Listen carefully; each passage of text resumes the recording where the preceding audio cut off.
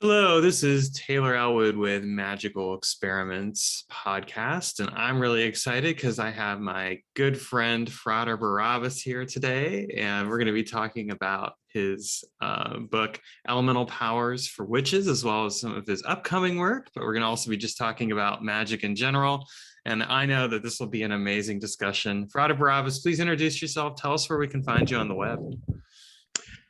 Okay, my magical name is Frater Barrabbas Tiresias, and there's a story with that, which we can talk about or not. And you can find me at www.fraterbarabbas.com. That's my author's webpage. You can also find me at fraterbarabbas.blogspot.com. And that's my blog. Although I haven't really written much and put anything out there just yet, but I'm basically going to be starting that up again. And there's about, I think, 450 or 470 articles out there already. And it pretty much covers the entire gamut of my thoughts and perspectives on the subject of magic and witchcraft. Nice. And so for people who are watching this, if you look below in the show notes, you'll be able to see those links as well as a link to his book as well. So, and in fact, I have a copy of your book right here, Elemental Powers for Witches, which I got through reading recently and did a review of. I love it. It's a really interesting book, and we're going to talk about that more in a bit. But I want to hear your story first about your magical name, since you kind of started out with that. Let's hear the story. All righty. Here's what happened. First of all, you got to understand that I got involved in magic and witchcraft probably in the very early 70s, like around 1970, 71. And so I was pretty, we're talking about a kid, 15 years old, 16 years old. And I've always had a precocious ability to sense things that other people couldn't sense, as well as to hear things. And I was basically under the very loose tutelage of a woman who was a non-initiated traditional witch. And I basically worked some magic that was really, really stupid and really hazardous and really dumb. And I really pissed off the goddess of witchcraft. And so, in order to redress that, I basically had to do penance.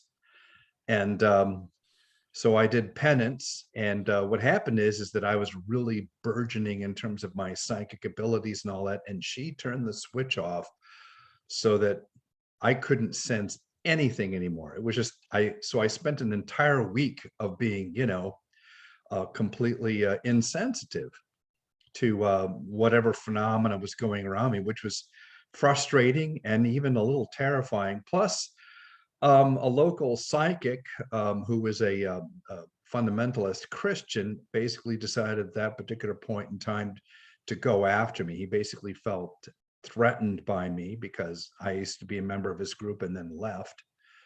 So I just had all this bad stuff happen to me. And after the end of all of this, and I achieved my penance and all of that, then the goddess of witchcraft kind of took me under her wing, and she gave me first the name Barabbas because I was willful and wouldn't listen and kind of wanted to do my own thing. And so she basically referred to me as a Barabbas, as kind of a rebellious character. And then a little bit after that, she basically gave me the name Tiresias, mainly because she felt it was important that I understand the feminine side of things and that I be an advocate for it and for her as a deity. And so I became Barabbas Tiresias.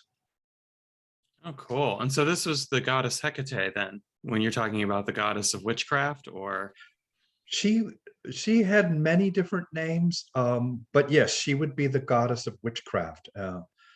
And of course, the very first lessons that I had in magic were from her. I mean, I would go into a trance state, which my witch teacher had taught me to go into, and then I would hear her voice, and I would be able to later on transcribe all that she said to me. But it was really strange because when I would be sort of prostrate and in this trance state, um, I would hear what would sound to me like the wind blowing leaves. Hmm. And then I would feel an incredible chill. And then all of a sudden, she would start talking to me. So that was pretty spooky for a kid, 16 years old to have to go through. I mean, that's, for the longest time, I kind of thought I was insane or mad or crazy or something like that, because I couldn't talk to most people about this stuff until I was initiated into witchcraft myself, and then had access to a lot of other people who were involved in occultism, where I discovered that this is pretty normal stuff. Not everybody hears voices. Some people hear other things. Some people do, knuckle bones, or have other means of communicating with spirits and with their deity. But I had the ability to both hear as well as to sense and see into their world. And I didn't know what it was when I was young, but I developed it into an ability that has really served me majorly as far as working magic and working in the spirit tradition of magic, because I can see spirits, talk to them, and enter into their domain, as it were. So that's my story.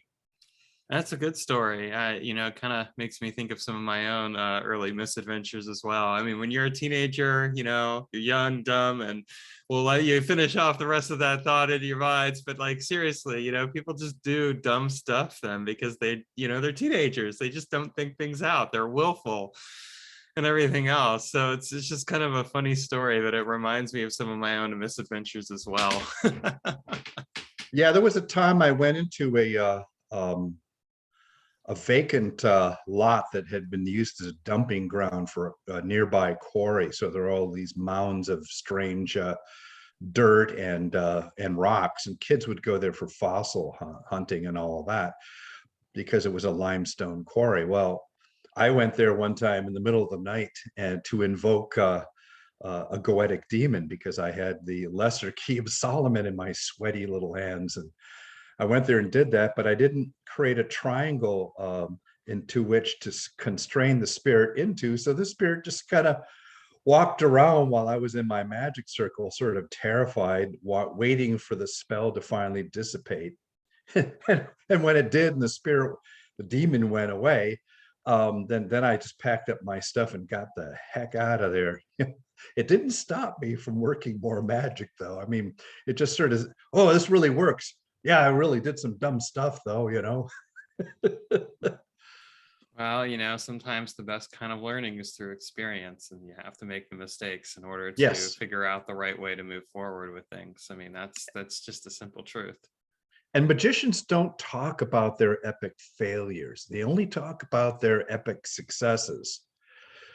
And there's just, every magician out there and has his or her tales of power. And a lot of those will include epic failures, stuff that just didn't work, stuff that reversed from what their intention was.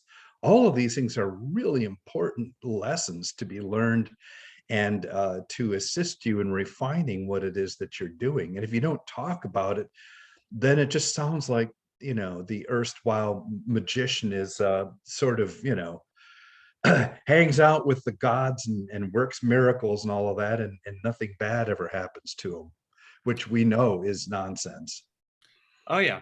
I think it's interesting because I think in the occult community there is this tendency to front, this tendency to be like, wow, I've never had any failures. I've always, you do see that all the time. And I mean, I think social media in some ways has kind of made that worse, because you see these kinds of things happen. But I mean, it's simply not true. There are lots of mistakes that people make. I mean, I look at my own life, for example, and I mean, I can easily point out, here's a number of things that went wrong, or things that I did mundanely or magically. And I mean, yeah, I managed to land on my feet again. which is good. But at the same time, I've definitely made my share of catastrophic mistakes.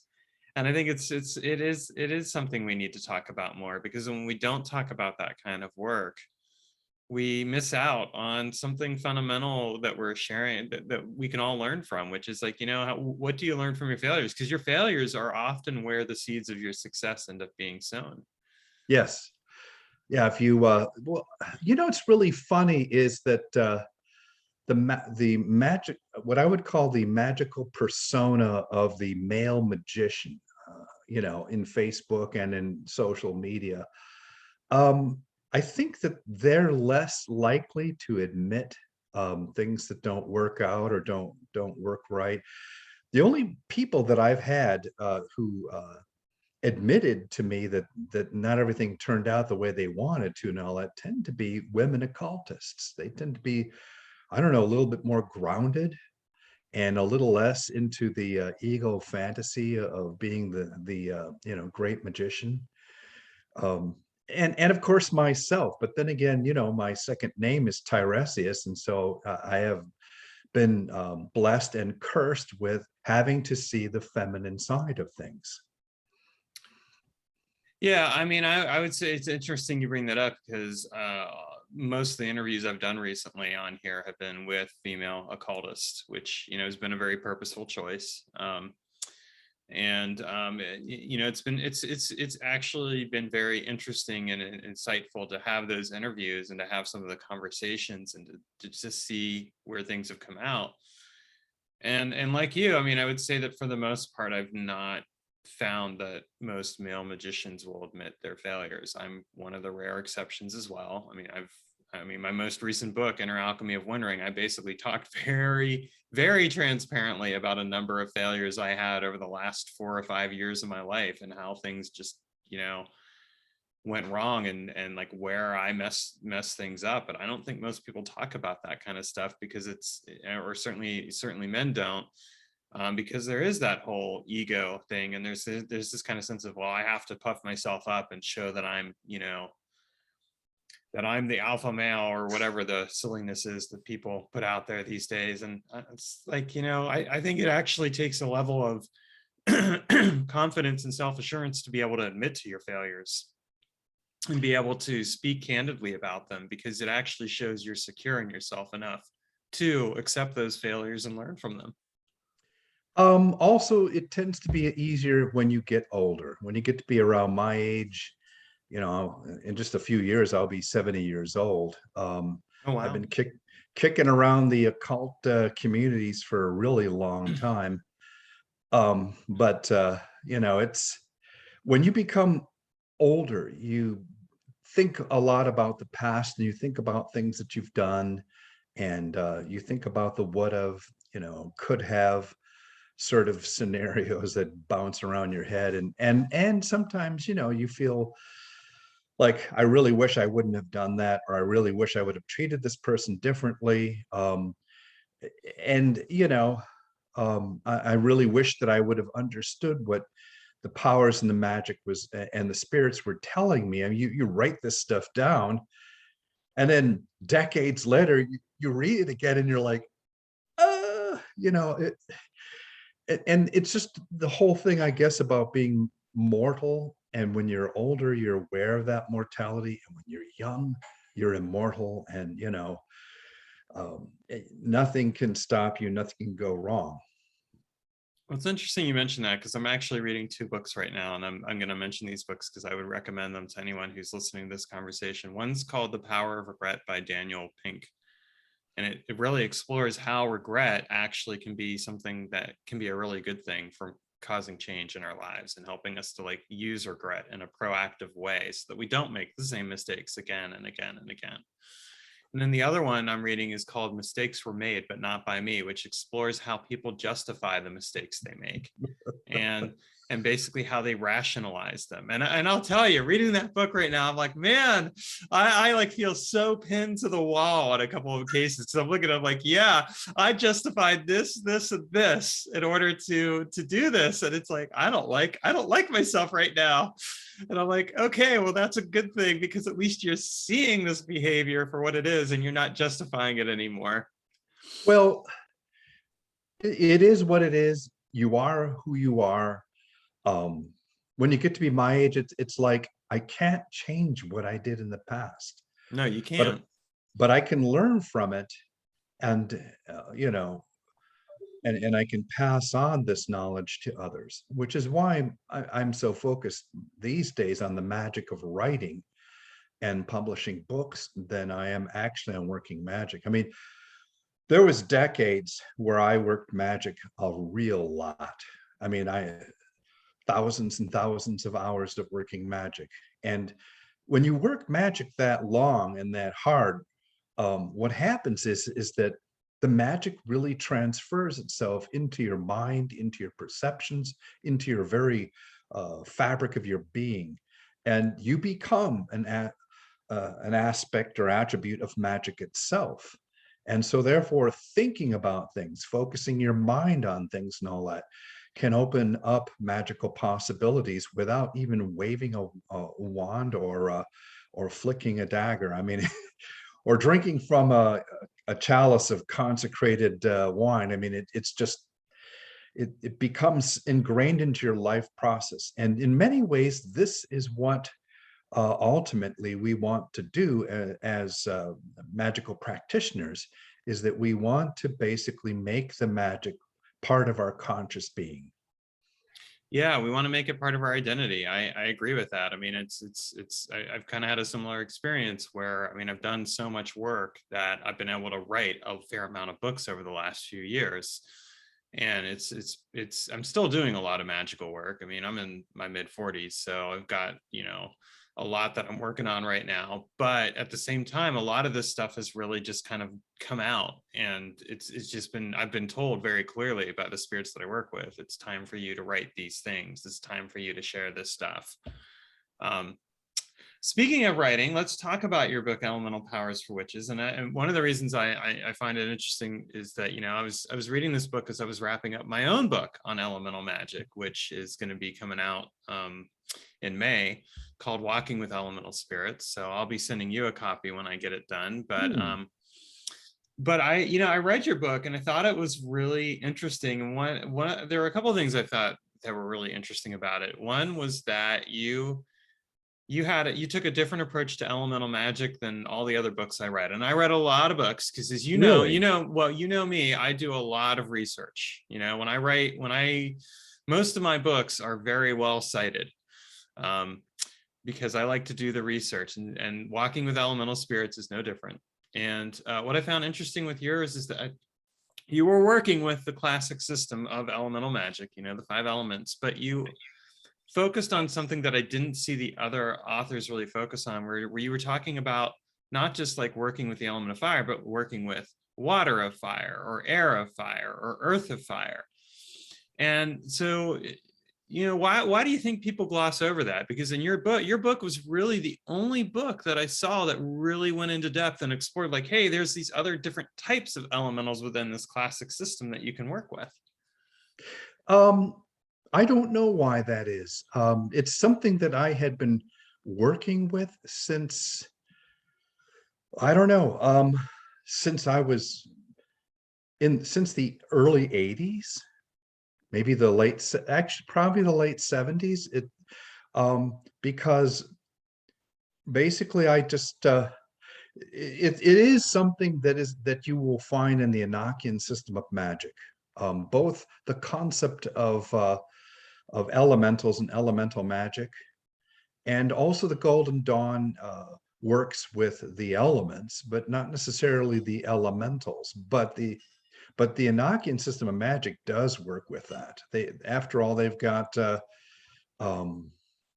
16 calls, and if you'll notice, the Irinakian calls are to specific elementals, to air of fire and water of earth, and all of these. And I was able to pin those concepts or attributes and develop them by looking at them as exemplars of the 16 court cards of the tarot.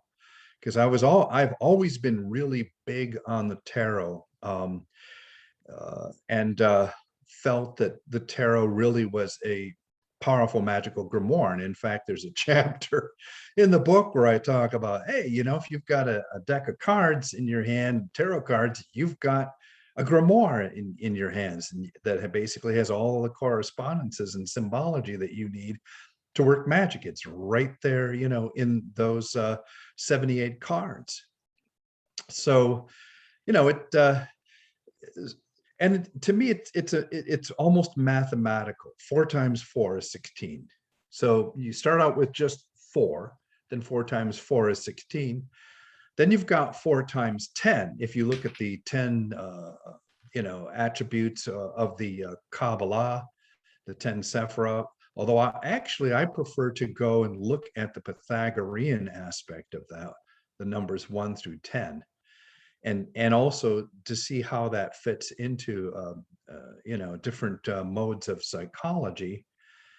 So I came up with that, and if you multiply those 10 attributes of consciousness or conscious deity by 4, you come up with 40, and those are the 40 qualified powers. Now, the 40 qualified powers that are in my book are not. I have not found them anywhere.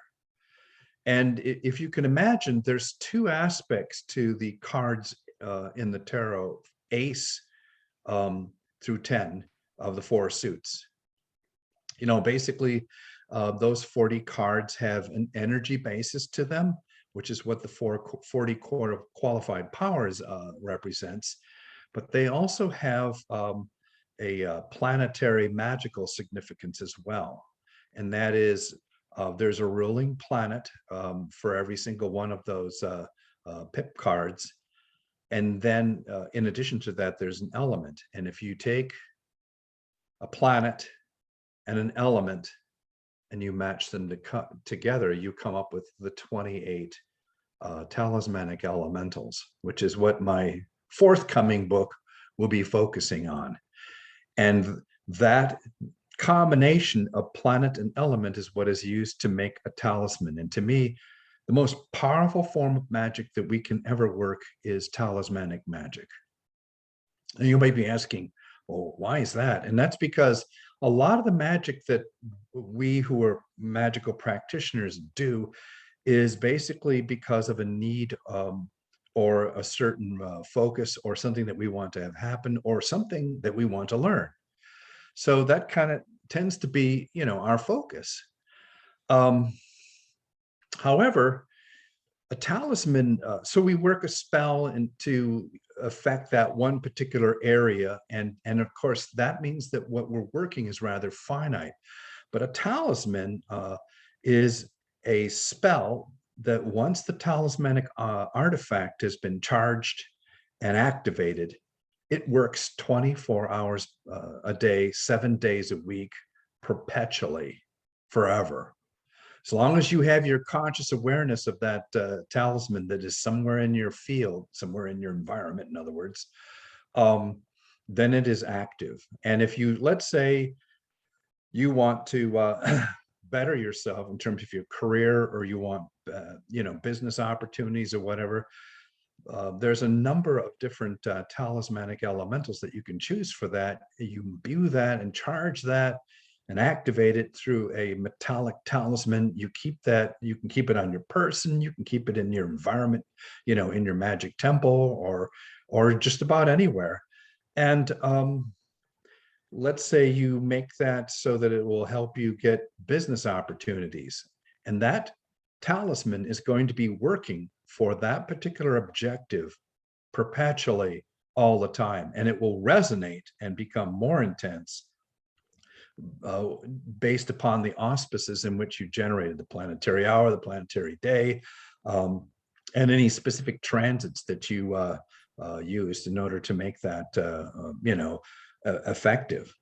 And I have also found that with talismanic magic, there's a lot less of the mundane steps that need to be performed in order to ensure that the probability is bent to your favor. So, you know, there are a lot of different types of magic that you can work. You can conjure spirits, you can send out energies, you can use sigils, you can do all sorts of stuff. You can do folk magic. You can make a cachet or a fifa or something like that, or you can make a talisman. No, it makes sense to me. I mean, I do a lot of what I would call long-term magic workings. And I mean, really, when you look at a talisman also, it seems like what you're really also creating is a specific set of correspondences that are attributed to that talisman that you can activate at any time in order to work that magic. So, it's kind of similar to, I do magical paintings, and those paintings are basically long-term workings. It's the same thing. It's just a different form of it. So, I think that that's absolutely a very powerful way to do things. And it's actually my preferred approach to magic now. I mean, I really don't do any short-term workings anymore. It's all very long-term, because my feeling is like I'm trying to design my life as opposed to just reactively dealing with a short-term situation. Yep. Yes, that's eventually your magic should evolve in that direction. And some of the magic that you work should be for you to learn things through an intuitive process and exposure to the domain of spirit. There's an awful lot of knowledge in there, knowledge that is not of what I would call objective or empirical based, but knowledge about feelings and personalities and the dimensions of life that science cannot and does not cover. Yeah, makes sense to me. I mean, that is how it should be.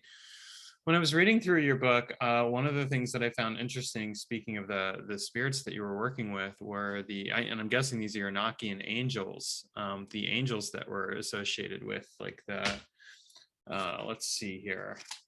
And maybe I got it wrong, but I was looking at the 16 elementals that you were you had the angelic rulers that were associated with them. And so I thought that was really fascinating to see, because like Carmacil or Teresni or Saharnak. So tell me a little bit about those spirits, and are they based off of the Enochian system, or were they I think it was the Ars Goetia, which most people think of when they think of the word Goetia is demonic. So I thought it was a little interesting.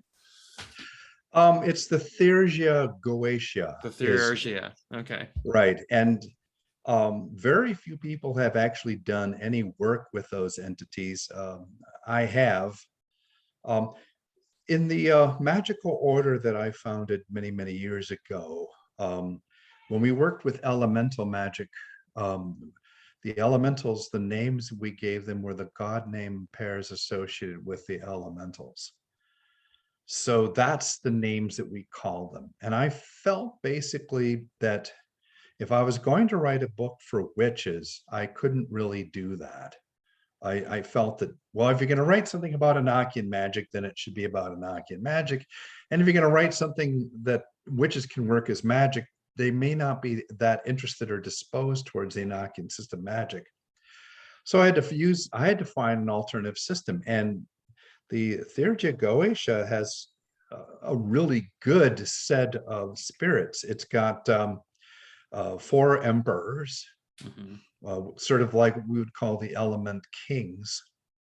And then you've got 16 archdukes. And that fits in with the what I would call that fits in as a replacement for the Enochian names for the 16 elementals. You have 11 wandering princes, and that would fit with the 11 planets. If you consider Earth being a planet, as well as Uranus and Neptune and Pluto, there's your 4 that you're adding to the traditional 7, because we're still going to be focusing on the sun because it's very important for celestial magic. That gives you the 11. And so the 11 wandering princes fit in with there. that actually was in my book, but Llewellyn decided it was too advanced for this book, and so it got yanked out. So it'll probably appear in a blog somewhere. And then you've got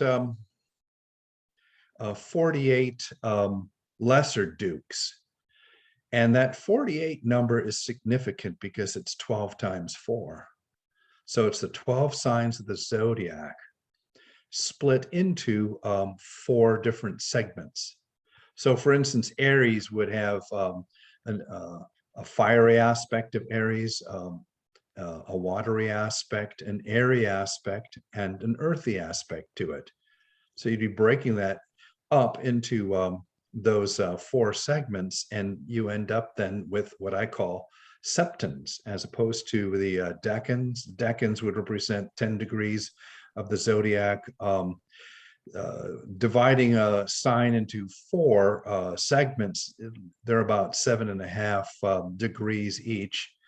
And so that would make up the what I call the septon. And the septon, there are 48 of them. And of course, they would fit in with the 48 lesser dukes of the Theurgia Goetia.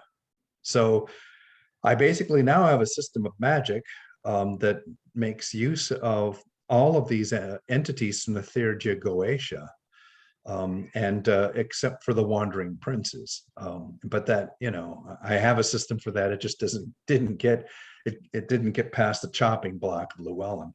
But the Theurgia Goetia, these are basically all wind demons, and it comes from the well, we don't actually really know where this comes from, but Trithemius is the one who first came out with it, and it represents probably a system that is maybe 100 years or maybe more older, or maybe Trithemius completely invented it out of nothing. We don't really know, but it's a very amazing grimoire part of the Lesser Key of Solomon. And like I said, everyone's focused on the Goetia, but no one has have really focused on the Theurgia Goetia. And these aerial demons, some of them are positive, some of them are negative, and some of them are neutral. And when we say that spirits are negative, we mean that there are times when you need to do drastic types of work. You need to make something happen that is not going to be nice and fuzzy, and that this kind of spirit is really effective in doing that. There are spirits who can guide and assist without necessarily having any inclination towards you. That would be a neutral spirit. And then there are spirits who are very helpful and who are positive and interested in your in a successful outcome for you. And those are the ones that would be positive. I think you make a very interesting point there in regards to the spirits, and I mean, I know it applies to, in this case, to the Theurgia, which I'm definitely going to have to do some exploration of. But I think it applies to spirits in general. I mean, you have spirits that you work with where, they're not going to necessarily be warm fuzzies that you work with. They have a very specific purpose, and then you have ones that are neutral, and then you have ones that are positive. And I don't know. I think a lot of times in the occult community, there either tends to be one or two spins on this. One is where, okay, we got these spirits, and we've got to lay the smack down on them and make sure they don't do anything, and that we control them as much as possible, which is pretty silly. And then we have the other one, which is like, well, the spirits are always going to look out for us, and they're positive, et cetera, et cetera. And that's not true either, right? I mean, I think it's worth noting that even when you work with a spirit, the assumptions that you make about it are human-based assumptions. They're humanocentric. Yes. And that we don't really know what the agenda or agency of the spirit is. And we can only discover that through the experiences that we have, and not through our own expectations and filters of those experiences either. Yeah, we had there was a discussion on the on Facebook, on my author Facebook page, briefly about that, that when you work with spirits and deities, that my experience is that oftentimes these entities will correspond to you based upon your expectations, but the expectations that you have might not be completely apparent to you. You may have expectations that are hidden to you because you're focusing on one thing and you can't focus on every aspect of your own consciousness. It's impossible. Our conscious mind is really vast, and our focus is very minute. And so there's an awful lot within that domain that you can miss or not even be aware of. This is where the concept of the unconscious comes in, and neuroscience, in my opinion, has sort of debunked an unconscious mind that functions separately and distinctly from the conscious mind. Just my opinion on that. But there's a lot of parts of your conscious mind that you're not focused and aware of at any particular time. And so, and experiences of spirits are very subjective sort of phenomena. I mean, there is an objective reality to a spirit, and that is that they can be compared to archetypal representations and historical legendary personages, like, for instance, the Goetic demons. They have a history. They have a series of legends and traditions that you can actually trace linguistically, as well as through popular folklore. And so there's that perspective of, let's say, a spirit. And this also can apply to angels and different types of deities and everything. So that's what I call the public face, the objective face. And then there's your experience of that spirit, and that is the subjective face. That subjective face is going to be powerfully influenced by your own internal expectations and beliefs, and the mood that you're in, and how you think that these things should function and operate, and all of that. Whether you're really aware of that or not, it's going to have a powerful influence. You may take elements from what is in folklore and legends and even theology, or you might come up with something completely different. And there are times when your outer focused expectation is this, and what you get is something else completely surprisingly different than what you have. So your frame of reference is like this. Your conscious domain is like this. And so, yeah, you can be quite startled and surprised by what comes up when you perform one of these invocations or evocations. But it's all within the domain of your overall mental expectations, whether you're aware of them and how they're impinging on you or not. Yeah, well, and that's sometimes where we're circling back to the beginning of our conversation, where those mistakes you make you aware of those expectations and things like that you're like, oh, yes. Yes. So. When magic surprises or startles you, it is an important, very important learning situation. It is as if the magical process that is intimately connected to you is telling you to pay attention to something. One of my friends refers to this as a psychic kick in the ass. And you need to attend to that. You need to focus on it and figure out, okay, what is this that just happened to me, and why? I did this love spell on this chick, and now, I'm completely crazy about her, and I can't get her out of my mind. And she doesn't even know I exist. Like, what the heck happened? Well, then you need to start taking apart what's going on inside your head and really look at yourself to determine what went wrong.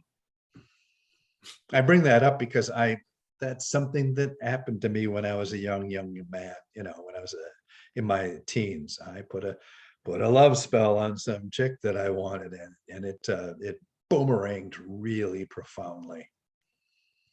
Oh yeah, I could believe that. I mean, that's one of those things that I think everyone makes the mistake somewhere along those lines with that kind of thing, you know? It's the kind of stuff that that you're going to try right out of the book, as it were, you know. And that's why I try to write my books with an idea of also imparting a little bit of ethics about, okay, you know, you're free to do whatever you want to do, but you're also free to sort of get whatever comes out of it, whether it's something that's positive and affirming or something that's completely negative and giving you a good swift kick in the butt. I mean, either one of those situations are important. Um, I was asked one time, what's the worst thing that could possibly happen to you when you work magic? And I thought for a bit and pondered it. And then I basically said to the person, nothing. The worst thing that can happen to you when you work magic is nothing. Hmm. If I go ahead. I think that's interesting because I you know what I've said sometimes is that if you do magic for a result, you know, like results-based magic, like everything you get is a result. Even nothing is a result. It indicates that what you did didn't work, but it's a Yes, result. but it's still difficult. It's much more difficult to determine something if nothing happens than it is if the opposite happens or something negative happens. Mm-hmm. That gets your attention. Not when nothing happens, it becomes really tough to actually be, I guess, self-aware enough to know that, oops, yeah, you did something wrong, or this is the wrong approach. That's why I believe that tarot cards and other forms of divination are really important to the works of magic, and that's why I talk about that in both my two books, Spirit Conjuring for Witches and also Elemental Powers for Witches. You must do some kind of divination. You need to do divination beforehand, and you need to do divination afterwards. And that's why I also included in the book, besides working with all of these energies, there's also a way of working with a situation of non-energy. In other words, what we call when you are crossed or at cross purposes with yourself, or other people are at cross purposes with you, and the thing that you try to focus on and make happen doesn't happen. And so there's a ritual in my book to deal with that, and it's literally going into the underworld of your own soul and trying to, with the assistance of tarot, figure out what the issue is and to rectify it. Because as far as I'm concerned, tarot goes both ways. It can both inform you, it can also set a spell for you. Yeah, it definitely can. I mean, I've done magical workings with tarot cards before. I mean, the act of divination is a magical working, and not just reading of the future or potentiality, but also it's you imposing something. I wanted to say one thing, going back to the love spell thing too, because I think this is important. I think this is true of magic in general. That, like, you know, what I think people sometimes forget is, like, when you call, let's say you call someone into your life, what you're calling into your life isn't just that person and your ideals of them. You're also calling their baggage in. You're calling in everything that comes with them. So it's like you want to be very careful about that, because I think sometimes, you know, people don't realize, like, well, I called this person that I want into my life, and it's like, yeah, and you called their baggage too. You called everything into your life. You called all the things, which is actually one of the reasons why I am very, very careful at this point. I've called a couple people into my life.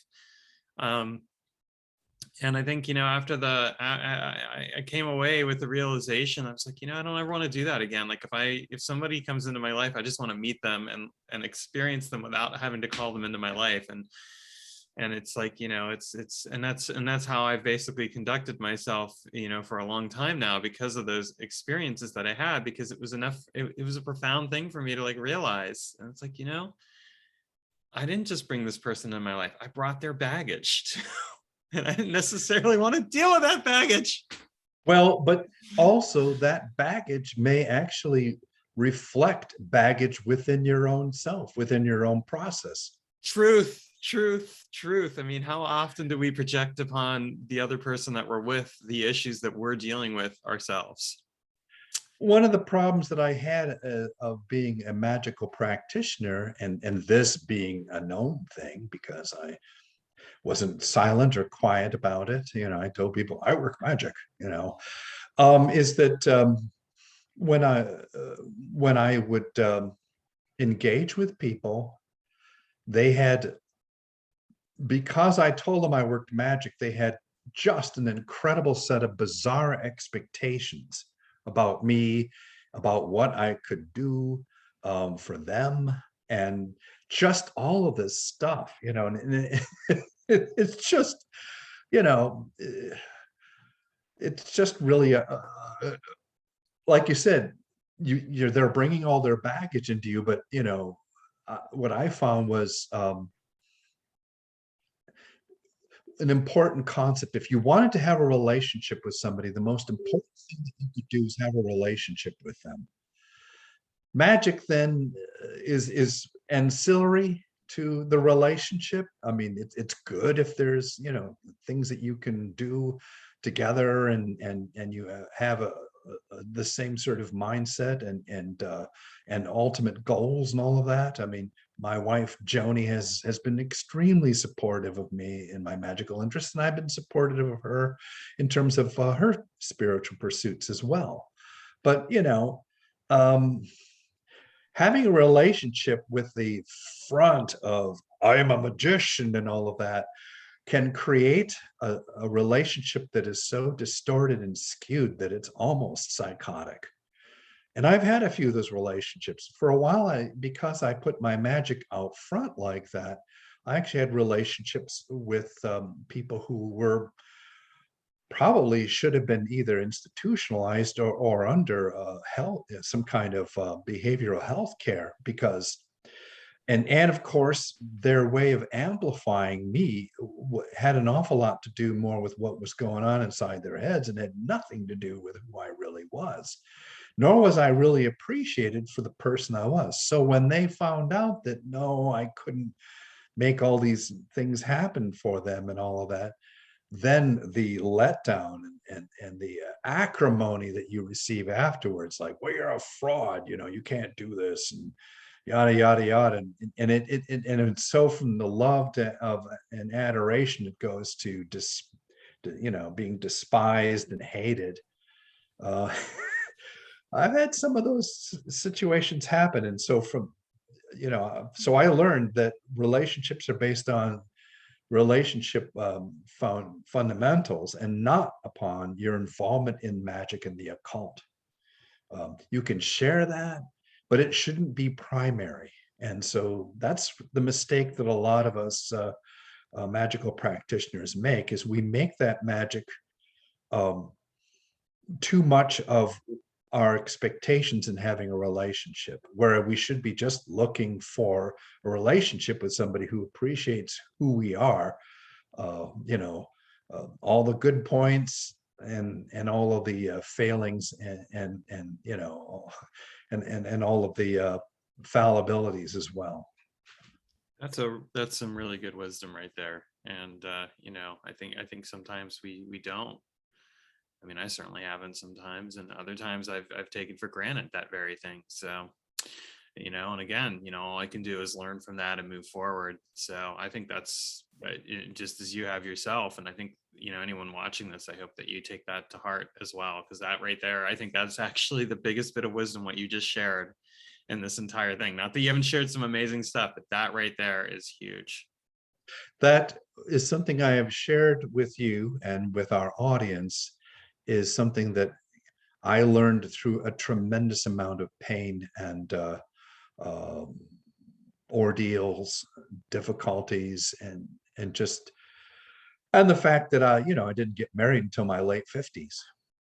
Because it was almost a sort of juvenile preoccupation, and it's something that I had to let go of in order for me to be able to achieve something that other people just achieve without any magic, without um, any other qualifications. They just achieve it because they're human beings. And above all, we might be magical practitioners, we might talk to spirits and hobnob with gods, goddesses, and work within a domain that is parallel to, but in some ways distinct to the normal, mundane world that most people live in. We are still all of us human beings. We are still all of us mortal. We are still all of us fragile and capable of being harmed, both emotionally, capable of doing stupid things to harm other people. So yeah, it's the human quotient that's really important to magic, and we should never, ever, ever forget it. Because sometimes when your head is up there in the clouds with the gods, it's really easy to forget that your feet are on the ground and you are a human being. Thou art but mortal. Yeah. Thou art mortal, and thou art capable of stupid things. Yes, agreed. So And that you embrace the stupid things, and that you, and amidst the regret for things that you've done that were not right or good, to also to look at yourself with a strong sense of humor, and to be able to laugh at yourself. So many people I know that I've talked to take themselves and their magic so deadly serious, and they're not able to laugh at themselves. That's why I really like Lon Milo Duquette. Lon Milo Duquette is able to laugh a lot and sing and laugh at himself. I mean, I've had chats with him that have been sort of like the chats that we're having right now. He's a real human being. He is approachable. You can't you don't have to walk up to him and kowtow or do anything like that. And yet there are occultists running around here who are that way, who really expect to be treated with deference and respect. And it's like, hey, I mean, we're all mortal. We're all fumbling around trying to find our way. Ultimately, we find our way so that we are prepared, I hope, to pass from this world to the next, whatever that next world is. yeah, I think that's a great point to make. So your next book when's it coming out? I believe, I might be slightly wrong. They're having problems with printers getting stuff out in time, as you probably know this I haven't had that yourself. issue, but I do self-publishing. So Yeah, Llewellyn produces. Usually they go out there for a batch. They'll produce a few thousand books, depending upon what their market expectations are. It should come out in February, and the title now has been determined, and it's going to be called Talismanic Magic for Witches, Planetary Magic Simplified. All three titles so far have this simplified moniker to it, because it's my way of saying this is not ceremonial magic. This is not Golden Dawn. This is witchcraft based. In fact, one of my favorite little tales is where this group of ceremonial magicians at some gathering that I was at were hanging around together and all that. And I went to introduce myself. It was not PantheaCon, by the way. It was before then. And I said, oh yeah, they asked me what I was into, and I talked for a little bit about some of the stuff that I was doing and all that. And one of the guys wrinkled his nose and said, yeah, I know about you. I read your book, or looked over your book, Disciples Guide Disciples Guide to Magic. And he said, and it stinks of witchcraft. And they all were kind of, ooh, giving me the hairy eyeball after that, oh yeah, well, Frater Barrabbas, his magic stinks of witchcraft. And actually I kind of felt, I feel proud of that, I'm proud of that. So, but yeah, I mean, a lot of my take on magic is from a witchcraft perspective. And that when I started out, all I had was Lady Sheba's Book of Shadows, and I had Paul Hewson's Mastering Witchcraft. And between those two books, I began to cobble together a system of magic that was my own. And it wasn't until a few years later that I actually got initiated into a real witches coven, an Alexandrian coven, and just sort of really took off, because then I had somebody explain to me what the Golden Dawn system of magic was, and I just took the stuff out of that system that I liked and just moved forward, and never bothered with the Golden Dawn initiations or any of the other stuff. And I tried a couple times to join the Golden Dawn at my various points in career, but they always decided they didn't want me. Basically due to my association with witchcraft. There was something about that was dodgy. They didn't want to have anything to do with it. Whereas the OTO just sort of warmly embraced me and said, "Sure, yeah, you can come in. You can join us." In Minneapolis, there was a really good OTO lodge that I could go and hobnob with people who were real magicians instead of just armchair magicians, or people who had so many restrictions like the Golden Dawn that you didn't dare do anything like candle magic until you were third degree or something. Huh, goodness. Well, if they had that much issues with you, they would have definitely had the same issues with me too. That's funny. If there would have been a Golden Dawn group for you to join, you would have. They might you're much more socially able than I am. You probably would have gotten to be a member, and then after being there for about a year and not really seeing as much stuff as you would have liked to have gotten into, you probably would have dropped out. Yeah, I never did the whole Magic Lodge thing in all the years. I mean, I've never, it never grabbed my interest. I've kind of been on the fringes, working on the outskirts, and I find people and work with them. So I mean, I don't knock it. I mean, it works for some people and it's great, but it's kind of an interesting thing. I don't know. I've just never been a joiner that way. The problem that I've got with the lodge system that the Golden Dawn has put out, and other copycats and variations of that, is the same problem I have with Gardnerian witchcraft, and that is that you have individuals who are unelected leaders and who are also what I would say is you have unelected leaders who are accountable to no one. And if you want to see someone go nuts with social power, just put them in that kind of situation. You basically choose yourself to be a leader and a master of all of this stuff, even if you aren't, and usually you aren't. And you're not accountable to anybody. No one can question you because you're the leader.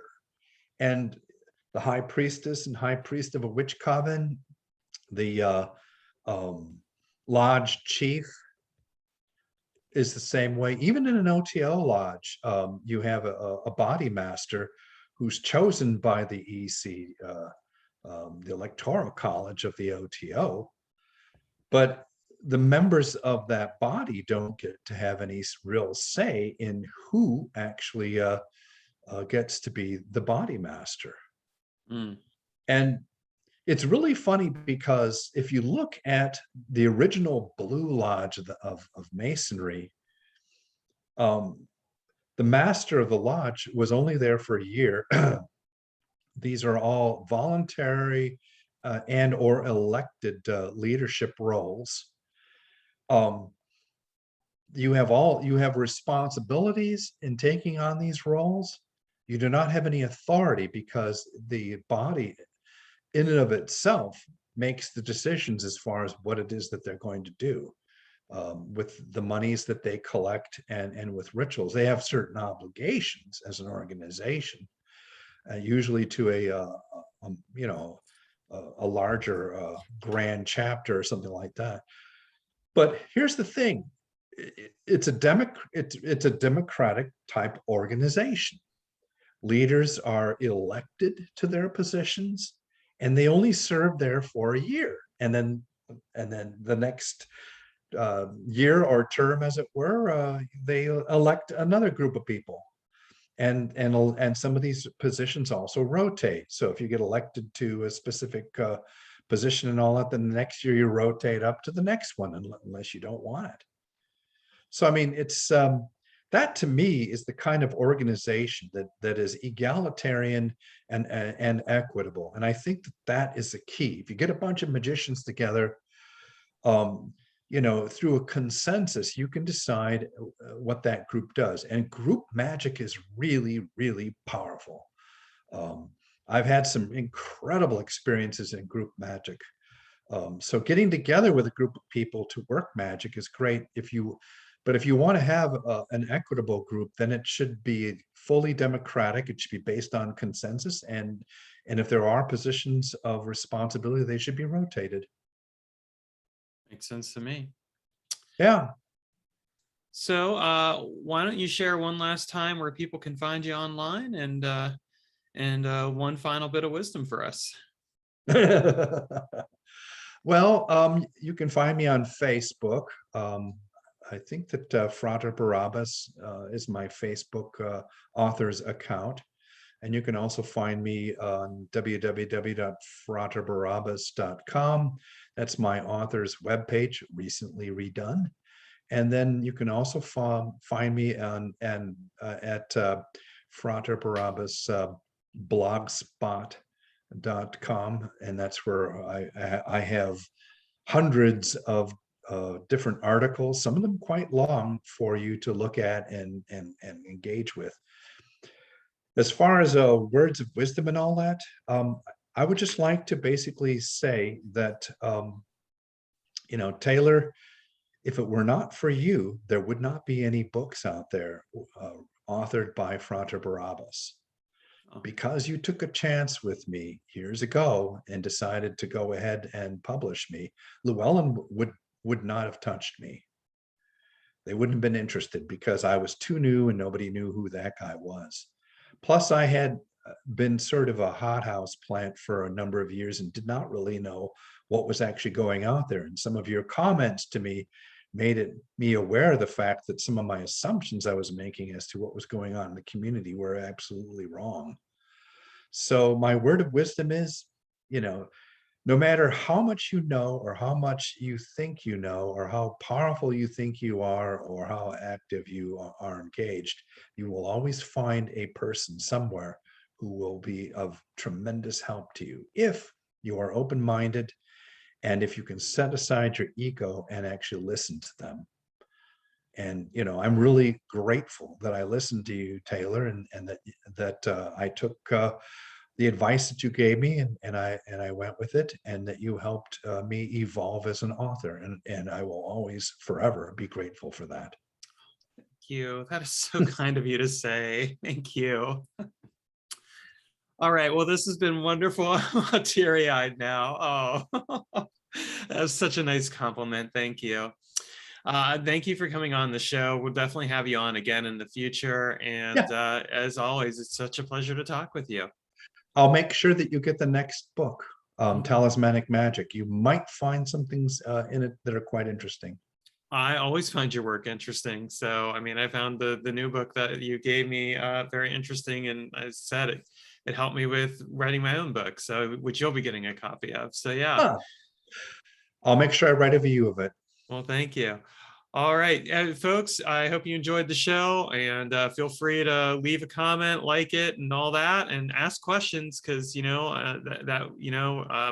there are any out there, I'll make sure Frater Barrabbas knows that, so he can respond on the YouTube channel there. And thanks again for being on.